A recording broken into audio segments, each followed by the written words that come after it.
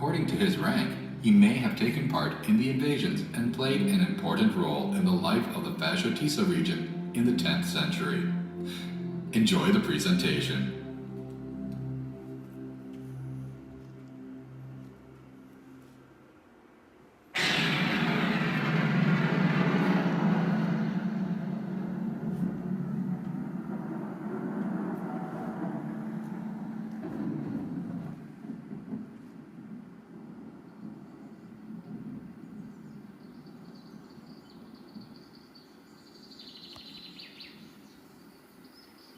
In the 9th century, the Khazar Empire ruled a significant part of the territory of the East European grasslands. Hungarians were also allies of the Khazars, but their relationship deteriorated, and around 860 AD, our ancestors resettled in Etelköz, between the Dnieper and Danube rivers. By this time, the Hungarian Principality had already begun its journey towards independence. The focus of the military elite had shifted towards the west, and they were launching more military actions beyond the Carpathians, as well as against the Slavic tribes living in the north. On the eve of the conquest, our protagonist is a young boy. He has not received his belt yet, so the only sign of his rank is his decorated robe. His father's decorated belt, weapons, and horse tack indicate his distinguished position. We can see stylized plant motifs, so-called palmettes, on the embossments decorating these objects. The archaeological findings uncovered in Etelköz clearly show early features of metalworking from the Conquest Era. It was in Etelköz that the decorative motifs of such objects began to form a unified and unique picture. Many direct antecedents or close parallels of several metalworking items from the Carpathian Basin can be found in graves, considered to be Hungarian, that were uncovered in Kiev and other settlements on the territory of today's Ukraine. Examples include sabers covered with silver plate, embossed loop straps and closing straps for bags, embossed belts, and certain horse tack decorations.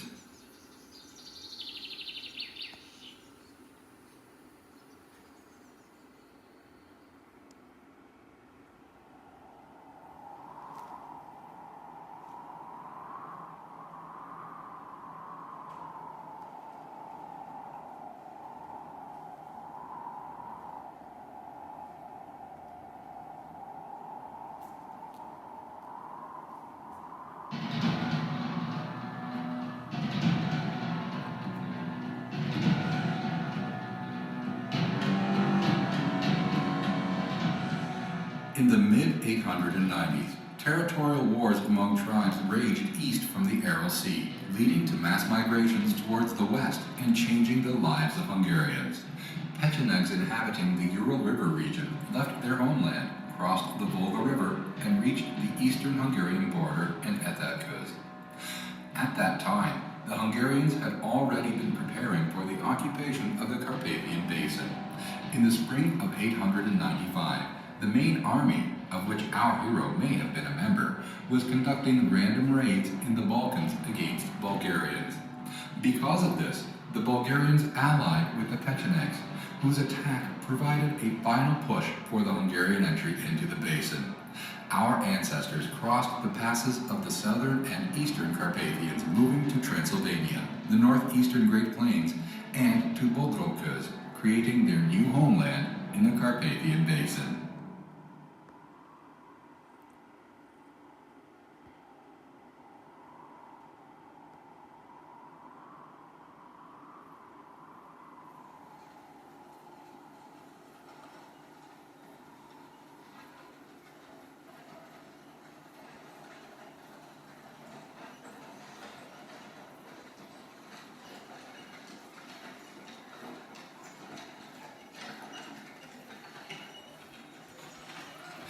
These conquerors from beyond the Carpathians brought everyday objects with them to their new home, armaments and articles of clothing which preserved their eastern features for a long time.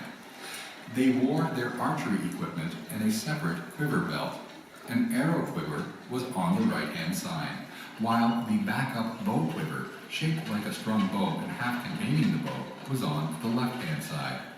The unstrung spare bow was also kept in a soft case to the left side of the quiver belt. A bag held the most important tools, such as the fire starting kit. Next to the bag hung a knife, and to the left, a saber. High-status men and women decorated not only their attire with embossments, but also the equipment of their Eastern-type saddle horses.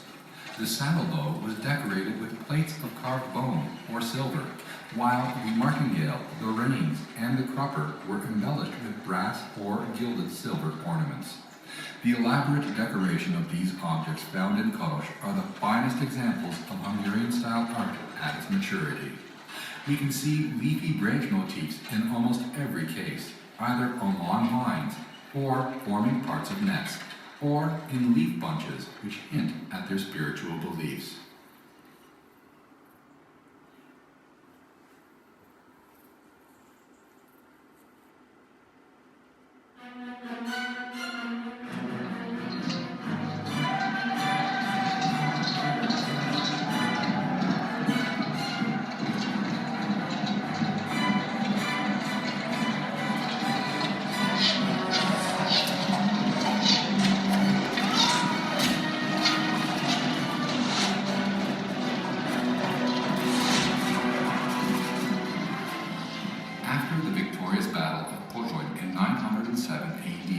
After settling the Hungarian lands, and after securing the borders, the campaigns did not end. On the contrary, from 917 AD, the raids, which were often launched in two directions, became continuous. One group, which includes our hero, ravaged northern Italy, Alsace and Lorraine in the west, while the other group, usually in an alliance with the Bulgarians, fought against Byzantium in the Balkans. These well-organized raids primarily involved the nomad elite and the military escort, rather than the whole Hungarian force. The discovery of graves of men and women rich in Western coin, gold, and silver near Karos and at the borders of the Little Hungarian Plain are a testament to their 30 years of success. But the frequent splitting of their forces meant that the early raiding successes became rarer and defeats more common. Following the 955 AD defeat in Augsburg, the raids to the west ceased, though Hungarian attacks on the Balkans continued for nearly 2 more decades.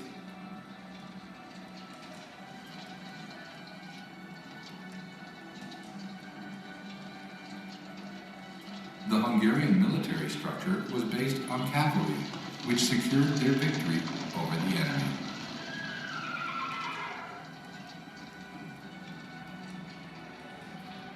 The armament of a cavalier of the conquest included a long spear, a polearm designed for thrusting. Another widely used weapon was the shepherd's axe called a fokosh. It was designed for crushing, cutting, and penetrating helmets, armor, and shields. One of the most important hand weapons of the Hungarian conquerors was the Eastern-style saber, with its light, slightly curved blade. Those with high status decorated the hilt and scabbard of their sabers with golden and silver embossments. The bows and arrows of the Hungarian invaders gained a fretful reputation as their most important offensive weapon. Hungarians used the composite reflex bow, well known to nomadic people, but a destructive and impenetrable weapon for the people of the West. The design of the quiver facilitated easy grasping of the arrows safely under the tip and pulling them out. The fingers of the hand bending the bow could hold additional arrows, as you can see on the horse archer model.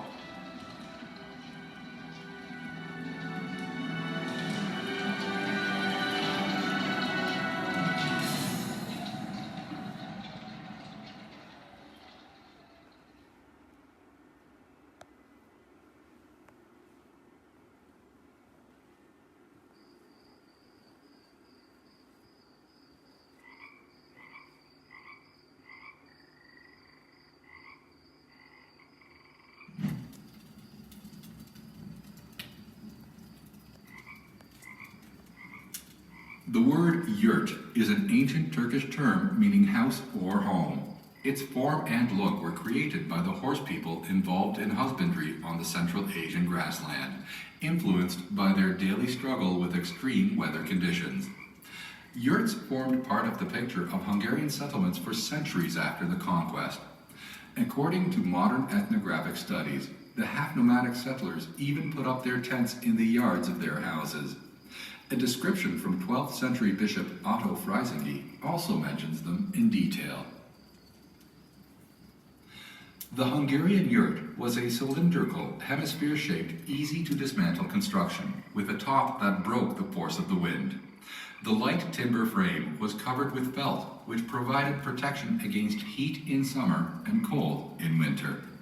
On top of the yurt, in the center, was a circular hatch that allowed smoke to exit and sunshine to come in.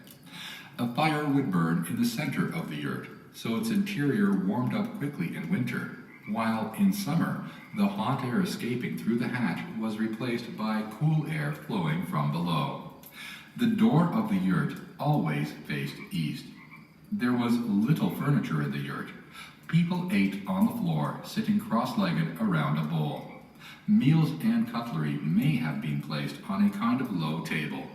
There may have been many rugs in the yurt placed on top of each other at the elevated part, designed for sleeping opposite the door. Many pillows, felt and fur blankets were also placed there.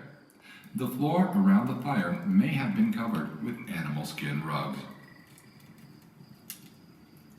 In his 50s, our hero was regarded as an old man. In this scene, we can see him with his family. The seat of the head of the family was opposite the door behind the fire. Men sat to the right, women to the left. A prestigious woman's rank was indicated by her decoratively embossed dress, elaborate tresses tied up in buns, and her jewelry. The honored guest always sat to the right of the head of the family, while guests inferior in rank could sit away from the main seat towards the door. The family slaves were seated by the door.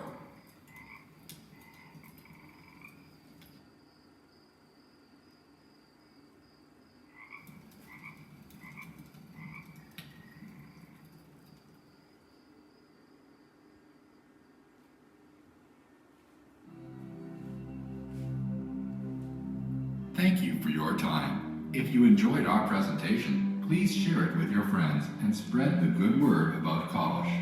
Farewell.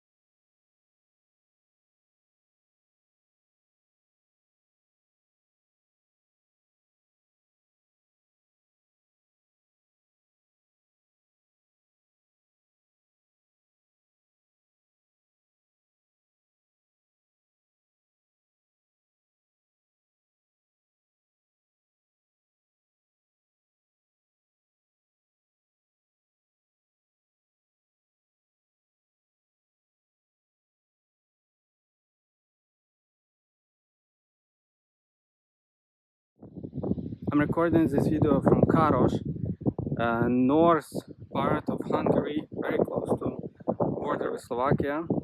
And this is second place in Karos. You see monument, I will be closer there. But this is second place and actually the first and original place where a lot of Hungarians, Magyars, Avars and Huns were buried. And recently excavation was done by Zoltan, I don't remember surname, but in 1992. And as you see, this is a very old place.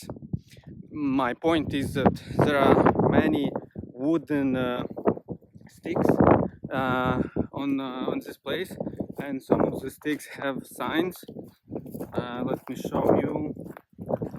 Signs meaning numbers of graves, and for example, this 15, Sira, I assume is grave in Hungarian, but many places, many sticks have numbers, and many of them doesn't have. And this monument is actually depicting something very ancient, Hungarian Huns, Magyars, Avars, specific, I would say. Interesting that in the middle of this monument there is, if I'm not mistaken, moon and sun. I don't know if this is Islamic, Turkish, I don't know. But at the top of the monument there is cross. I don't know, this is potentially mixing religions, maybe, I don't know, just do not assume.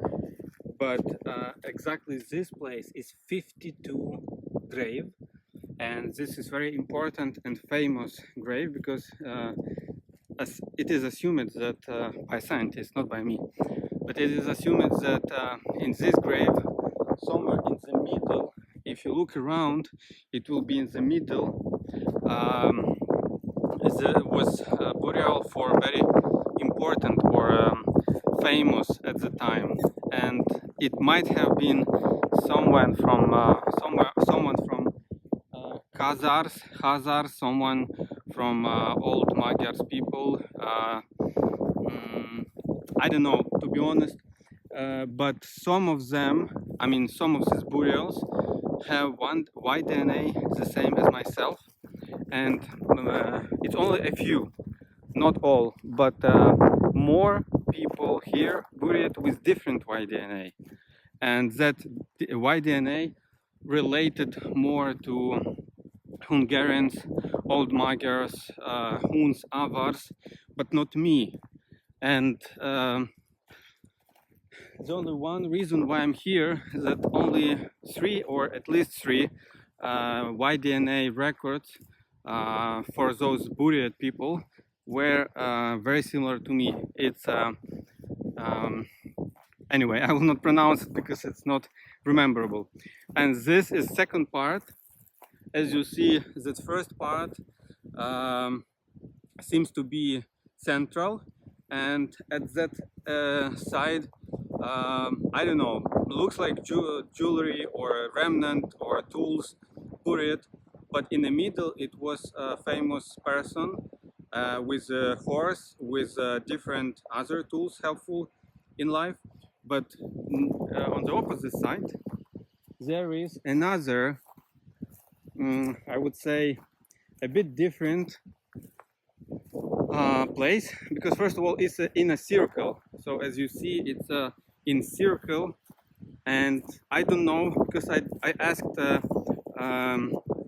in a local Karos museum person where those wooden sticks put, like recently after 1992 or later. I did not have answer, but it looks like artificial, made by people, but later on, so not necessarily at the same time. I don't know, I'm not personally specialist in this, but let's have a look. What does it depict? It's definitely wooden work with some, I would say, runic symbols, but it's assumed old ancient Hungarian alphabet. Something here. Yeah, by the way, about Arpad. So that famous person was from Arpad family. I'm not good in history of Hungarians, but museum mentions that it's from Arpad. And okay, so what is this? Yes, 2000 year. So it looks like after 1992 this was done, and unfortunately I didn't hear about this time before. It looks like, at least for it is old place for Hungarians, but most of this was done later after excavation, finished. So what does it say? Something in Hungarian or Latin, vitas, I don't know. Anyway, this circle place has a lot of these wooden sticks with different names. I don't know Hungarian. Yeah, I've seen this image. It looks like coat of arms, maybe something else, but definitely 2009 year. So it's a new, fresh, let's say, art to depict something from ancient Magyars. It's not really ancient, but to reflect Hungarian history. And somewhere here there was important person from Arpad family buried. Maybe it's here actually, maybe it's there where it's monument, I don't know exactly, because it's old one, old information, but looks like a lot of even not Hungarian text. Not eagle, falcon, and it was related to hunting for people at the times. So I don't know, first time here, maybe last. Looking forward for more genetic related scientist specific studies in this area. Maybe something else will be in future. I'm trying to record a circle video just to show that it's really in circle. It's funny because it's from video it will not be seen that it's circle, but later on I will record also 60 degrees pictures, and actually from the Google map or Google Earth it should be seen that it's circle here. To be honest, before I visit this place I didn't see on the map. I mean, I switched it to the street view, or there is no street view actually data, and there is no Google Maps data. Okay, I'm going home from this Karos. Actually, Karos is the north part of Hungary, very close to Slovakia. From this place, I'm going back to Miskolc. But once again about this place, as you see, left side, it seems to be original place where excavation made initially. There is circle, and potentially this was done later on by people to tribute this location. I'm not really good in this, so pay attention on what I'm saying. In the middle there is a monument which combines Christian science and potentially East Asian religions, I would say, or even pagans before. And down there there is some signs, sticks, wooden sticks with numbers. So actually it's three places, three significant, I would say, points in this location. January 2022 there was an official study published, and there were more genetics results, and actually that was motivation for me to take some time and come here and visit this place.